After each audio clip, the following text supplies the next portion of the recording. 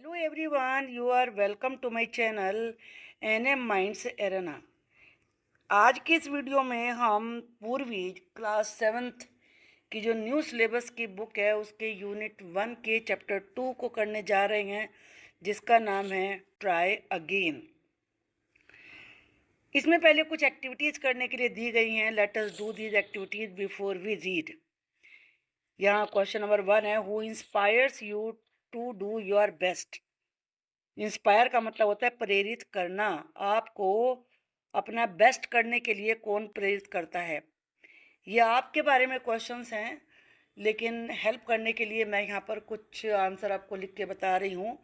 अगर आपको ये मोटिवेशन अपने पेरेंट्स से मिलता है, या मम्मी से मिलता है, या ग्रैंडफादर से मिलता है, या टीचर से मिलता है, या किसी लीडर से मिलता है, तो आप उनका नेम यहाँ पर राइट कर सकते हैं। यहाँ मैंने पेरेंट्स के हिसाब से लिखा है, जैसे बहुत सारे लोगों के रोल मॉडल लीडर्स भी होते हैं, डॉक्टर APJ अब्दुल कलाम हैं या महात्मा गांधी हैं, तो आप उनको भी राइट कर सकते हैं। यहाँ पर है, my parents inspire me to do my best. मेरे पेरेंट्स मुझे मेरा बेस्ट करने के लिए प्रेरित करते हैं। आप रीज़न चाहें तो दे सकते हैं कि क्या चीज़ है, उनकी क्वालिटी क्या है जो आपको बेस्ट करने के लिए मोटिवेट करती है। देयर हार्ड वर्क, आपके पेरेंट्स हार्ड वर्क करने वाले लोग हैं, तो their hard work motivates me to do hard work to succeed. Succeed होने के लिए, सफल होने के लिए उनका जो हार्ड वर्क है मेरे पेरेंट्स का, वो मुझे भी हार्ड वर्क करने के लिए मोटिवेट करता है। अब नेक्स्ट क्वेश्चन में वर्क इन पेयर्स, आपको पेयर बना के अपने फ्रेंड्स के साथ, क्लासमेट के साथ करना है ये। आइडेंटिफाई पहचानिए। What you see in the pictures given below, कि पिक्चर में क्या है, पहले पहचानना है। फिर what can we learn from them, हम इनसे सीख क्या सकते हैं। Share your answers with your classmates and the teacher. अब चलिए पहली पिक्चर हम देखते हैं। पहली पिक्चर में आप देख रहे हैं यहाँ पर बीज हैं। मैंने यहाँ पर आंसर पहले ही लिख लिया है, क्योंकि नहीं तो वीडियो लिखने में बहुत लंबी हो जाती है। यहाँ पर आप सेंटेंसेस बनाएंगे, मैं इजी सेंटेंस आपको बता रही हूँ। क्वालिटीज़ मैंने यहाँ पर मेंशन कर दी हैं। तो बीज हमें सिखाती हैं टीम वर्क। बीज टीचेज अस। एक तो तरीका ये है कि बीज हमें सिखाती हैं, या दूसरा तरीका ये है कि जैसे यहाँ पर लिखा हुआ है what can we learn from them, आप इसी से बना लीजिए वी लर्न। और वी लर्न के बाद फिर लिखिए वी लर्न टीम वर्क, मिलके टीम के रूप में काम करना। डेडिकेशन, समर्पण के साथ काम करना, लगन के साथ काम करना। और टायरलेस वर्क, और बिना थके काम करना। ये तीनों क्वालिटीज़ हमें बीज से सीखने को मिलती हैं। तो सिंपल सा आंसर है, या तो लिखिए bees teachers team work, dedication and tireless work. और या दूसरा तरीका ये है we learn the quality of team work, dedication and tireless work from the bees. Next है, ये स्पाइडर है। तो स्पाइडर में क्या सिखाती है, spider teaches us to work with determination, दृढ़ संकल्प के साथ काम करना, पेशेंस सब्र के साथ काम करना, एंड डेडिकेशन समर्पण के साथ काम करना, और स्किलफुली काम करना। अगर आप यहाँ पर वर्क लगाएंगे तो इसका आपको फुली लगा के यूज़ करना पड़ेगा, क्योंकि ये वर्ड एडवर्ब बनेगा। फिर इसके बाद यहाँ पर आप देख रहे हैं कि ये बर्ड्स हैं जो कि एक ग्रुप में उड़ रही हैं। तो एक साथ मिलके उड़ती हैं बर्ड्स को आपने अक्सर देखा होगा। Birds teaches us the quality of unity, togetherness, कि एक साथ रहें, अकेले नहीं रहती है, एक साथ होती है। Togetherness and परसिवनेस। परसिवनेस का मतलब होता है एक साथ लगे रहना। आपने बहुत सारे माइग्रेटरी बर्ड्स के बारे में पढ़ा होगा, जो एक कंट्री से, एक कॉन्टिनेंट से दूसरे कॉन्टिनेंट तक जाती हैं। तो वो बीच में गिव अप नहीं करती कि कहीं भी रुक गई। वो एक बार जब चलना शुरू करती हैं तो फिर चलती रहती है, उड़ती रहती है, जब तक कि अपने डेस्टिनेशन पर पहुंच नहीं जाती। तो परसिवनेस की क्वालिटी हमें मिलती है। परसिवनेस का मतलब होता है लगन के साथ काम करना।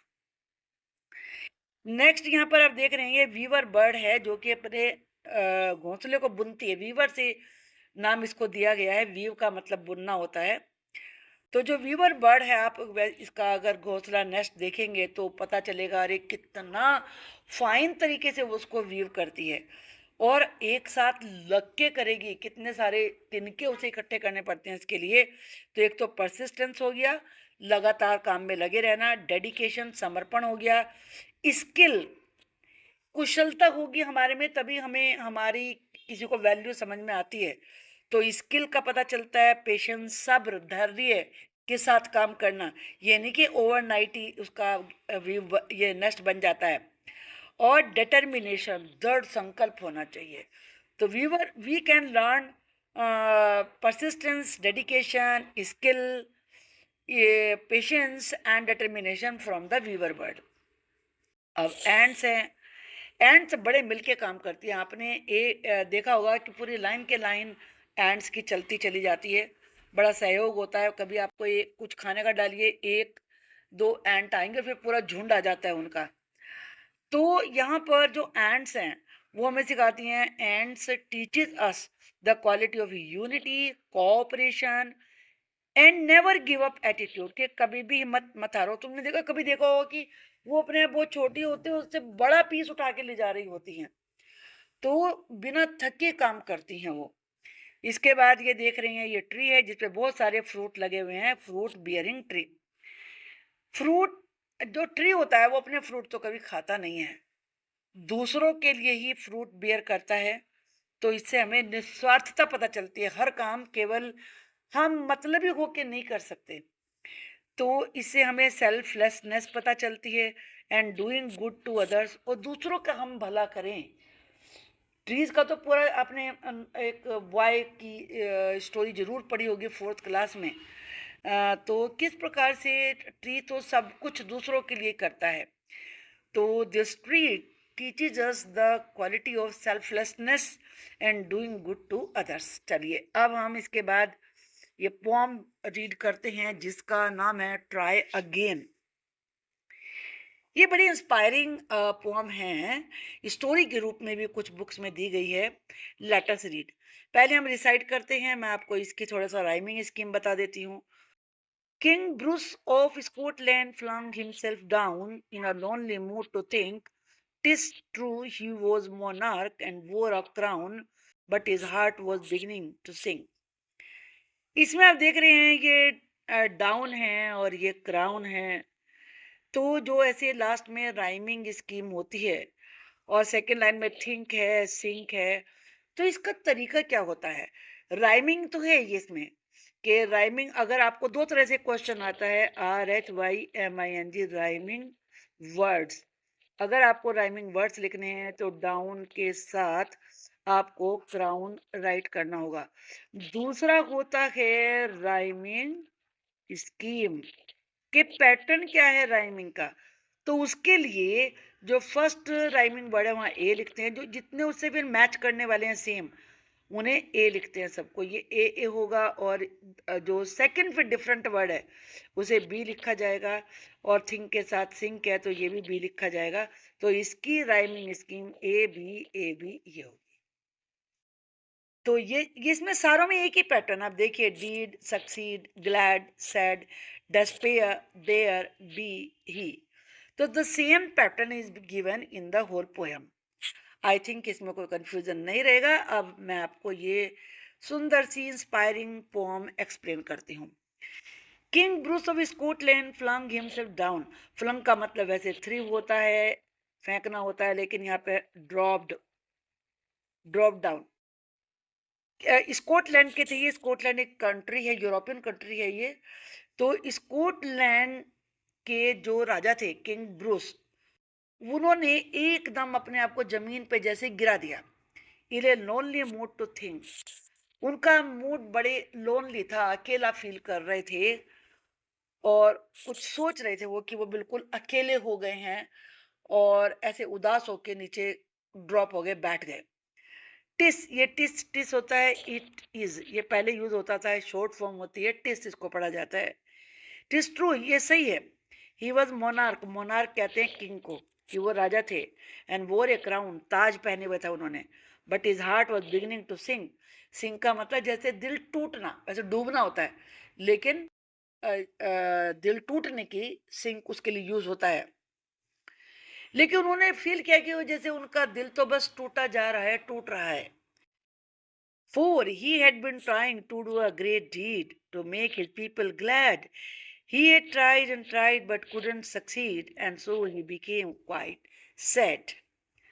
फोर का मतलब यहाँ पर है बिकॉज, क्योंकि। ये कनेक्टर के रूप में इसका मतलब वैसे लिए होता है, लेकिन कनेक्टर के रूप में इसका मतलब क्योंकि होता है। He had been trying to do a great deed, deed का मतलब होता है काम। वो एक महान काम करने की कोशिश कर रहे थे। To make his people glad, glad का मतलब होता है हैप्पी। अपने लोगों को, अपनी प्रजा को खुश करने के लिए वो कुछ बड़ा काम करना चाहते थे। He had tried and tried, बड़ी कोशिश की, बहुत ट्राई किया, बहुत ट्राई किया, बट कुडंट सक्सीड। सक्सीड का मतलब होता है सफल होना, अचीव द गोल, अपने लक्ष्य को पाना। And so he became quite sad, और जब वो फेल हो गए, कुडंट सक्सीड क्या पे लगा सकते हैं, फेल। वो फेल हो गए, कुडंट लगाना पड़ेगा, फिर फेल तब बनेगा ये, लेकिन वो फेल हो गए और इसीलिए वो सैड हो गए। सैड का तो आप जानते हैं अनहैप्पी होता है। He flung himself down in low despair, as grieved as man could be, and after a while he pondered there. I'll give it all up, said he. He flung, flung का भी हमने आपको बताया था कि एकदम से नीचे बैठ जाना या गिर पड़ना। Down in low despair, despair का मतलब होता है निराशा। बहुत ज्यादा निराश थे, निराशा में लो फील कर रहे थे और नीचे बैठ गए।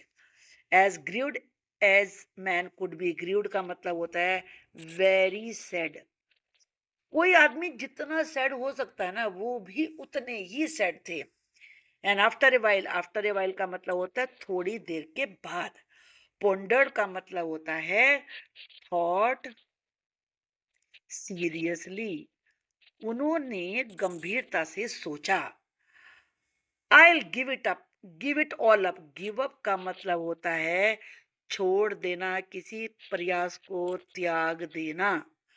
उन्होंने कहा अरे मैं तो गिव अप ही कर दूंगा, मैं तो ये करना, सब कुछ मेहनत करना ना छोड़ ही दूंगा। And now just at that moment, और तभी उसी पल स्पाइडर ड्रॉप्ड, एक स्पाइडर धम से नीचे गिरी। विद इट सिल्कन फिल्मी क्लू, यहाँ क्लू वैसे तो हिंट होता है क्लू, लेकिन यहाँ पर उसके थ्रेड के लिए आपने कभी स्पाइडर तो जरूर ही देखी होगी, बारीक बारीक धागे से कभी आपको लटकी हुई मिली होगी, तो उसके लिए क्लू यूज हुआ है यहाँ पर। और फिल्मी का मतलब है बहुत ही बारीक, वेरी फाइन, बिल्कुल बारीक। और सिल्का, सिल्क जैसी। वो अपने सिल्कन बिल्कुल बारीक थ्रेड के साथ एकदम नीचे गिर पड़ी। And the king in the midst of his thinking stopped, और राजा अपना सोचने सोचने के बीच में एकदम रुक गए। टू सी, ये देखने के लिए, what the spider would do, कि अब स्पाइडर क्या करेगी। तो उन्हें सोचा कि अरे इतना ये जोर से गिरी है, देखो तो सही, मैं तो गिव अप कर रहा हूं, ये क्या करती है। Twas a long way up to the ceiling dome, and it hung by a rope so fine that how it would get to its cobweb home, King Bruce could not divine. Twas भी it was की ये short form होती है, twas इसको बोला जाता है। It was a long way up to the ceiling dome, ceiling तो आप जानते हैं अंदर की छत को कहते हैं, और डोम पुराने घरों में, आप मंदिर में भी आप जैसे देखते हैं ऐसी गोल छत होती है, ऊंची होती है। मंदिर में आपको देखने को मिल जाएगी, ये गुरुद्वारे में मिल जाएगी, जिनके ऊपर से गोल छत होती है, तो उसे डोम कहते हैं। बहुत लंबा रास्ता था ऊपर छत के डोम तक पहुंचने का इसके लिए। And it hung by ropes of fine, fine से मतलब है बारीक, और वो इतनी बारीक रस्सी से, रस्सी नहीं थी उसकी, उसकी तो थ्रेड था वो, जो बहुत ही बारीक था, इतने बारीक सी थ्रेड से लटकी हुई थी वो। That how it could get to its cobweb home, cobweb का मतलब होता है मकड़ी का जाला, जो उसका जाला होता है ना उसे कहते हैं कॉबवेब। कि ये अपनी, जो इसका घर है कॉबवेब, ये वहां तक जाएगी कैसे।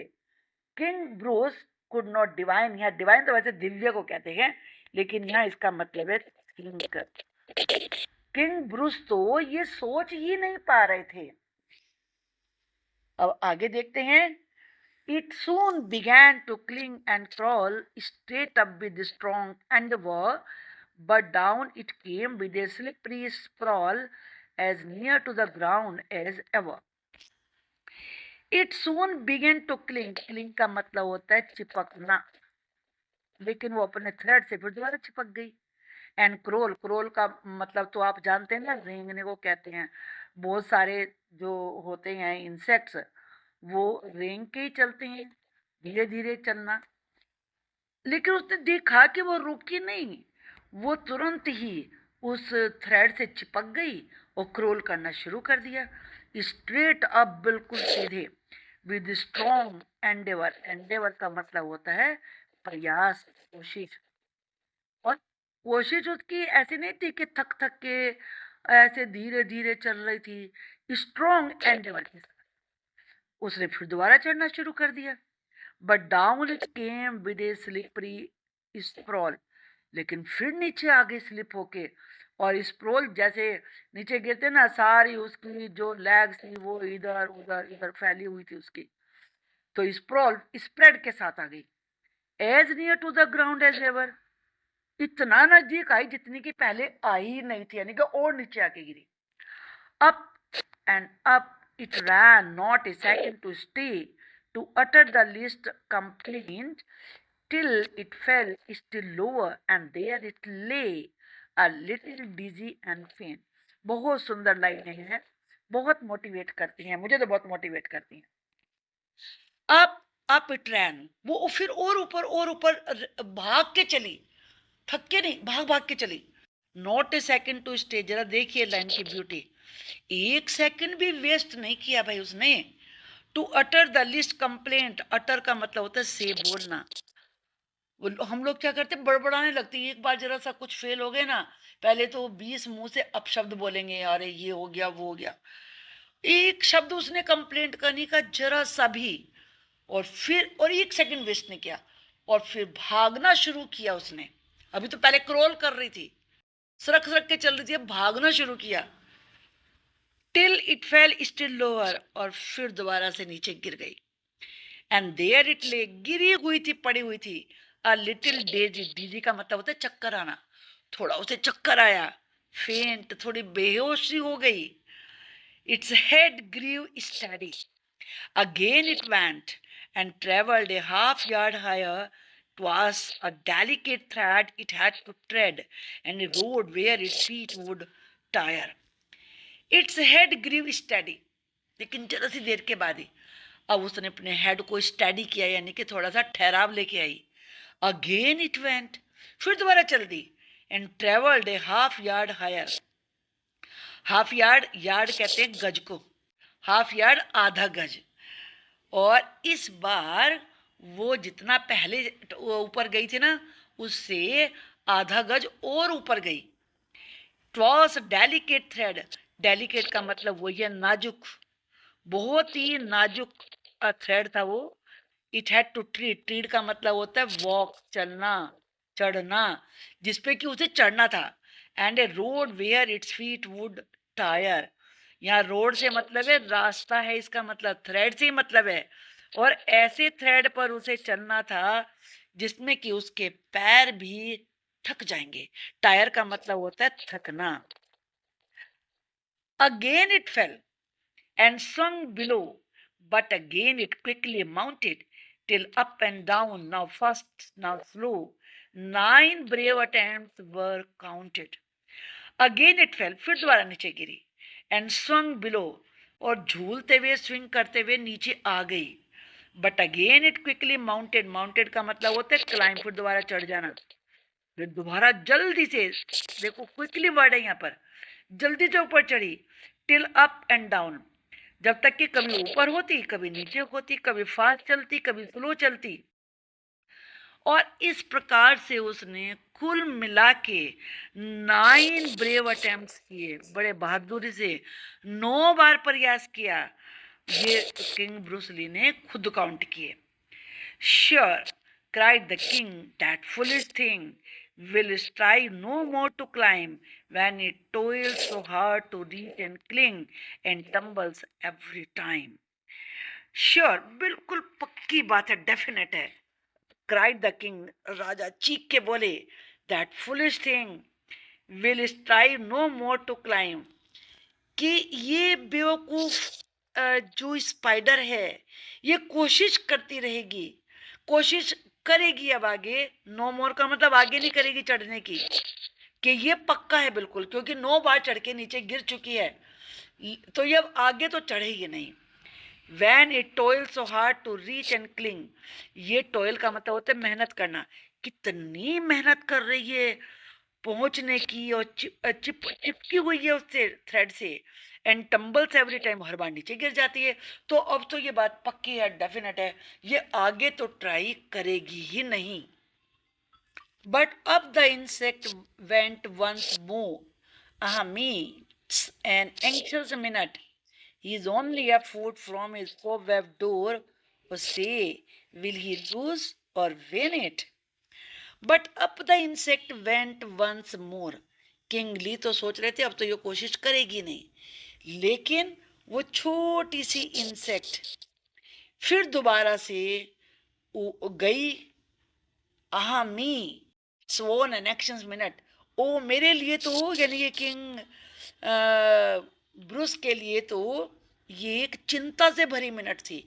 एंक्शस, जब वो बेचैन हो जाएं, ईगर हो जाएं कि अरे अब क्या होगा, वरीड हो जाएं, दोनों इसके लिए यूज होते हैं.